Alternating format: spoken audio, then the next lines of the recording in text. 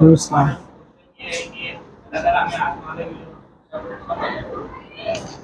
سوال یہ ہے کہ جب اللہ تعالیٰ ہمارے بارے میں سب کچھ جانتا ہے تو پھر وہ ہمیں آزماتا کیوں ہے؟ تو یاد رکھیے، یہ تقدیر کا جو معاملہ ہے نا، میں نے اس سے پہلے بھی آپ کو کہا تھا، تقدیر جو ہے اللہ تعالیٰ کے علم سے ہے، اللہ تعالیٰ کے جبر سے نہیں ہے۔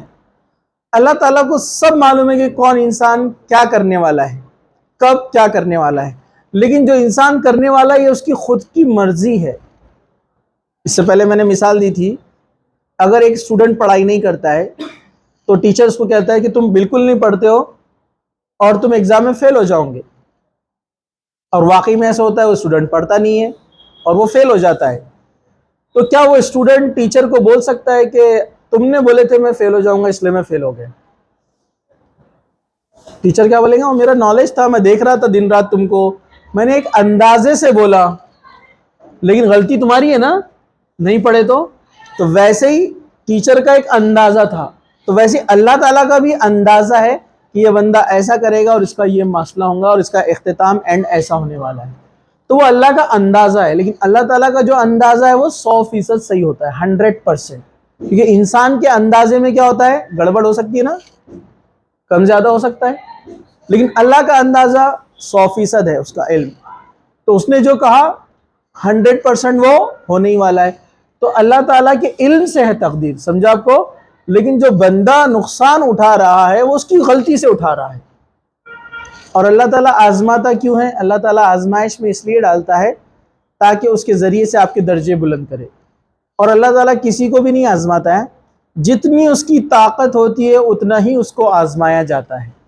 جیسے سورہ بقرہ میں اللہ نے کہا لا یکلف اللہ نفسا الا وسعہا، کہ اللہ کسی نفس کو اس کی طاقت سے زیادہ آزمائش میں نہیں ڈالتا۔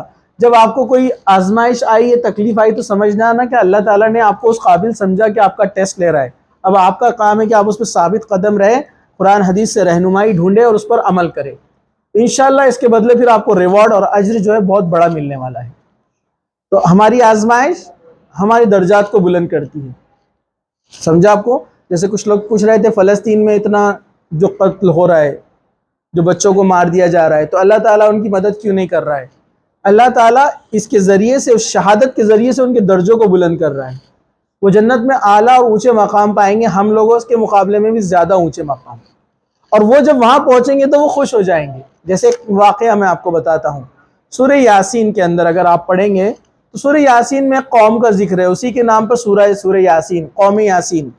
اللہ تعالیٰ نے اس قوم میں، اس بستی میں ایک نبی کو بھیجا، وہ نبی آ کر لوگوں کو سمجھانے لگے، لوگ نہیں مانے، اس کے بعد دوسرے نبی آئے، لوگ نہیں مانے، پھر تیسرے نبی آئے، وہ تیسرے نبی جب دعوت و تبلیغ کا کام کر رہے تو اس کی تفسیر میں آتا ہے، آپ پڑھیں گے سورہ یاسین کی تفسیر میں، تو شہر کے کنارے سے ایک انسان دوڑتا ہوا آیا، شہر کے کنارے سے ایک انسان جو ہے دوڑتا ہوا آیا، اس کا نام حبیب تھا، تفسیر میں آتا ہے، ٹھیک ہے؟ اس نے آ کر کیا کہا؟ اے میری قوم کے لوگوں، یہ نبی جو بات بولتے ہیں مان لو، وہ سچ بولتے ہیں۔ صرف اتنا بولا تو قوم نے غصے میں آ کر اس کو پیروں سے کندھیل دیا، اتنا مارا اس کو، اتنا موب لنچنگ کی، اس کی موت ہو گئی، اس کی منہ سے اس کی اتڑیاں باہر آ گئی، اس کو اتنا مارا اور وہ شہید ہو گیا۔ لیکن اللہ تعالیٰ نے وہیں پر اسی آیت کے بعد اس کا ذکر کیا، وہ شخص کو اللہ تعالیٰ نے کہا کہ اے پاک روح جنت میں داخل ہو جا، اور وہ جنت میں چلا گیا سیدھا۔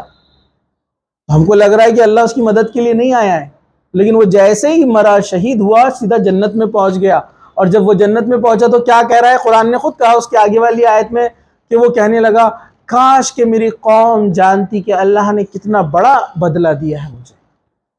دیکھیے، مرنے کے بعد بھی مارنے والوں کی فکر کر رہا ہو، کاش کہ یہ لوگ جانتے کہ اللہ حق ہے اور اللہ نے مجھے کتنا بڑا انعام دیا اس شہادت کا، اس موت کا۔